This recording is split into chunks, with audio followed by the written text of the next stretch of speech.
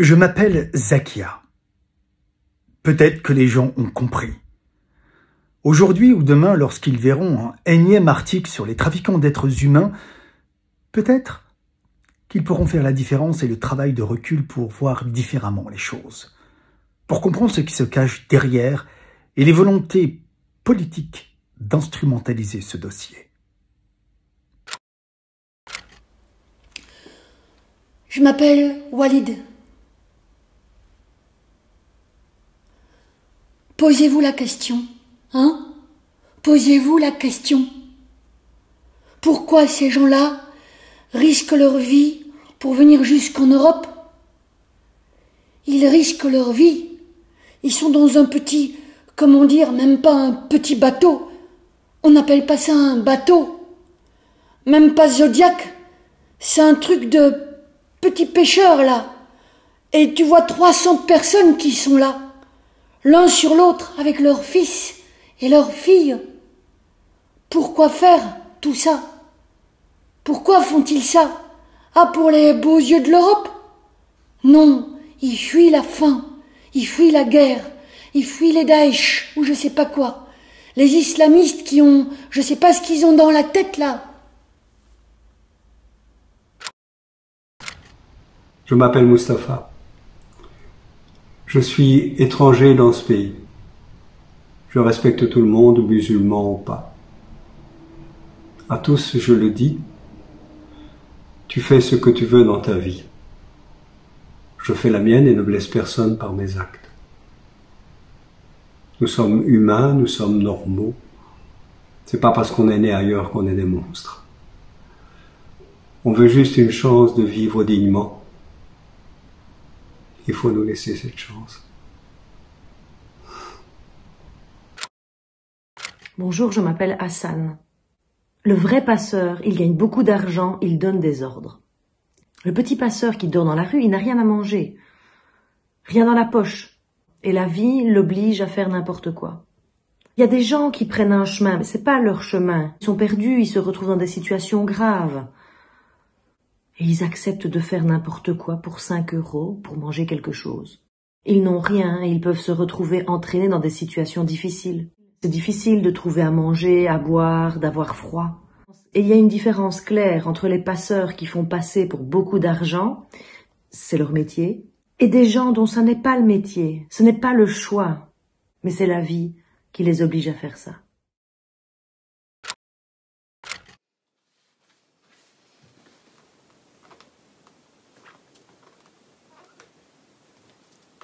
Walid. Je m'appelle Walid. Le procureur, elle a dit acquitté. Il n'a pas importuné. Il n'a rien fait. Il a hébergé quelqu'un. On n'a rien sur lui dans le dossier. Vous êtes acquitté. Voilà.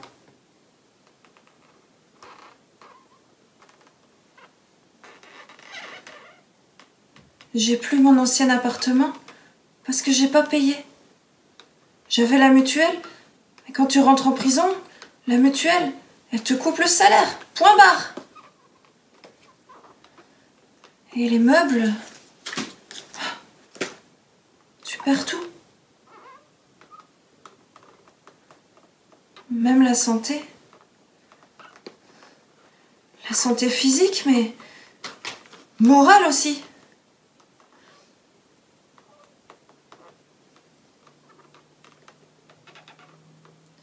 Ça casse les prisons, hein. Il y a des gens, c'était des hommes. Ils sont cassés.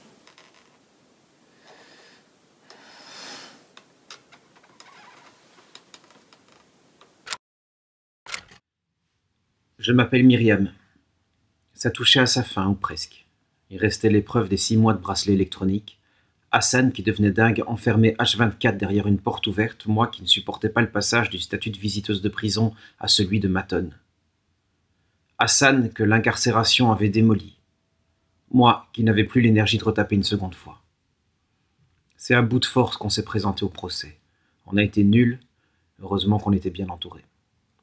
Nos avocats ont tracé nettement la ligne de démarcation qui sépare les passeurs occasionnels des trafiquants d'êtres humains professionnels. Les premiers, c'est des gamins qui ferment des camions sur leurs semblables contre la promesse pas souvent tenue de quelques centaines d'euros, une fois de l'autre côté. Parce que c'est ça, ou voler, ou se prostituer dans les chiottes de la gare, ou mourir. Les trafiquants professionnels, eux, c'est pas le même genre, ni les mêmes méthodes, ni le même objectif, ni les mêmes tarifs. C'est plus armé, plus organisé, plus cher, et nettement moins sympa. Je m'appelle Walid. Chaque jour, moi je m'inquiète pour lui parce que je sais qu'il veut partir en Angleterre. Il se passe un jour ou deux et il ne revient pas. Je l'appelle « Eh Mahmoud, ça va ?» Il me répond « Oui, ça va. Je reviens, j'ai été chez la police. Ils m'ont tapé, ils m'ont frappé. Je suis restée 2 jours comme ça. Maintenant je reviens. » C'était 3 mois avant qu'il nous arrête. Je m'appelle Zakia. Ok, dis-lui qu'elle va en prison. Tout mon monde s'écroule en quelques secondes. Je ne réalise pas ce qui se passe. Comment? Moi, tu vas m'envoyer en prison? Qu'est-ce que j'ai fait pour aller en prison? À ce moment, j'ai même une incapacité à m'offusquer, à réagir, parce que c'est tellement gros que j'en perds mes mots, on perd absolument tout. Un peu avant, dans le couloir, j'ai vu Mahmoud passer, parce qu'il nous envoyait un à un chez cette sorcière, car j'ai du mal à parler d'elle en termes d'être humain. Et je le vois donc passer devant moi, il boite. Je comprends qu'il s'était fait frapper ou que quelque chose s'est passé. Et j'ai vu toute la stupeur qu'il y avait dans son regard quand il m'a vue assise et menottée. Je m'appelle Hassan. Il y a une différence entre les passeurs. Le vrai passeur gagne beaucoup d'argent. Il donne des ordres. Le petit passeur qui dort dans la rue, il n'a rien à manger, rien dans la poche.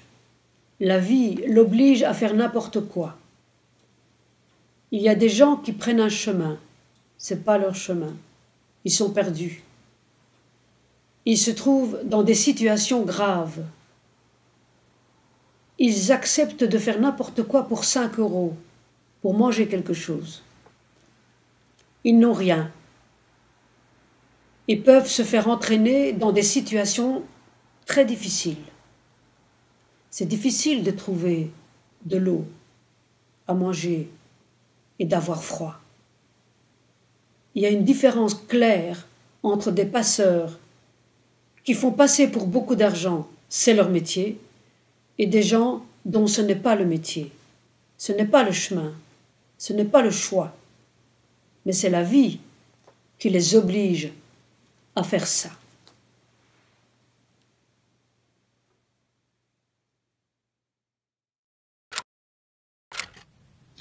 Je m'appelle Mustapha. Je suis étranger dans ce pays. Je respecte tout le monde, musulman ou pas. À tous, je le dis. Tu fais ce que tu veux dans ta vie, je fais la mienne, et je ne baisse personne par mes actes. On est humains, on est normaux. C'est pas parce qu'on est né ailleurs qu'on est des monstres. On demande juste une chance de vivre dignement. Il faut nous laisser cette chance. Moi, je m'appelle Anouk. Et Moa, lui, il avait une main foulée et il portait 2 tongs différentes.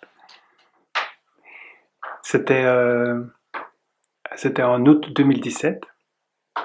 Alors moi, je lui ai dit, écoute, viens à la maison, hein, je vais soigner ta main, hein, et puis bien manger, hein, et puis après tu prends un bon bain, voilà, et tu dors bien ce soir et demain, ben, je te ramène, quoi. Alors, évidemment, moi, le lendemain, ben, j'ai pas eu le courage de le ramener, hein. Bon.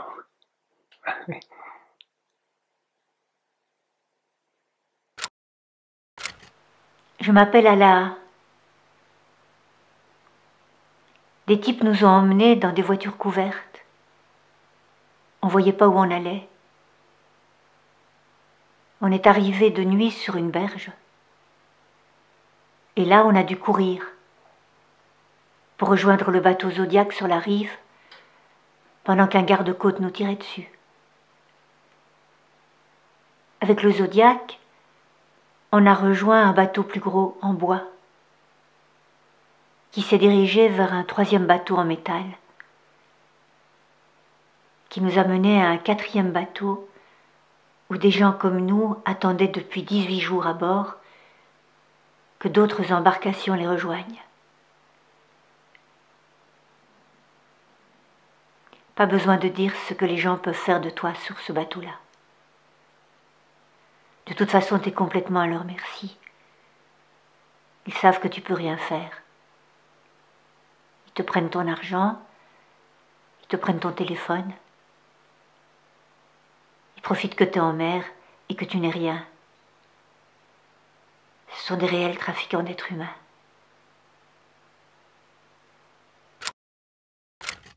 Bonjour, je m'appelle Walid. Là, je vais dire qu'en ce monde, on est esclave des frontières. C'est beau ça? Non. On est des esclaves des frontières. S'il n'y avait pas les frontières, on se baladerait tous dans tous les pays. Tu vois, par exemple, tu es belge, ou je ne sais pas de quelle origine, tu pars au Maroc, il n'y a pas de visa, tout le monde s'aime, voilà. Quand je dis ça, je parle des gens qui essayent d'arriver en Europe, quoi. Je m'appelle Hassan. Il y a une différence entre les passeurs. Le vrai passeur gagne beaucoup d'argent. Il donne des ordres. Le petit passeur qui dort dans la rue, il n'a rien. Il n'a rien à manger, rien dans la poche. La vie l'oblige à faire n'importe quoi.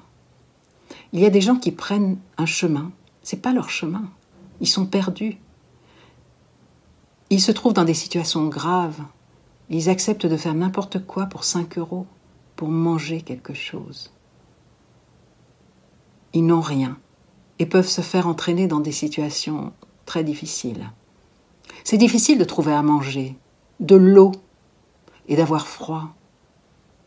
Il y a une différence claire entre les passeurs qui font ça pour beaucoup d'argent, c'est leur métier, et des gens dont ce n'est pas le métier, ce n'est pas le chemin, ce n'est pas le choix, mais c'est la vie qui les oblige à faire ça. Je m'appelle Zakia, et je me demande tout le temps, mais vraiment, est-ce qu'il parle de moi? Ça me paraît tellement énorme, c'est comme si je m'étais dissocié de ma personne. Est-ce qu'ils sont en train de parler de moi, là? Parce que moi, je sais très bien que je ne suis pas toutes ces choses. On utilise des termes lourds, du genre « profite de la misère humaine ».